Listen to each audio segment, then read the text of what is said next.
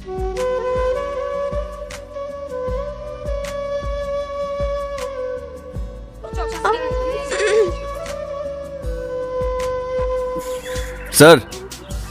কিছু মনে করবেন না, কিছু কথা বলি।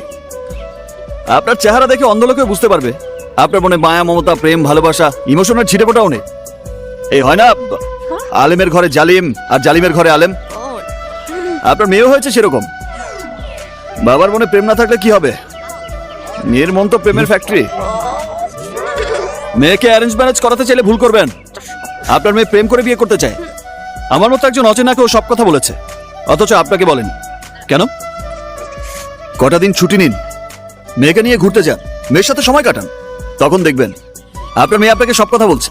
যেখানে যাচ্ছে বলে যাচ্ছে, আপনাকে আর অকারণে খুঁজে বেড়াতে হবে না, আর বিনা কারণে লোকদেরও অ্যারেস্ট করতে হবে না। কথাগুলো মনে রাখবেন স্যার।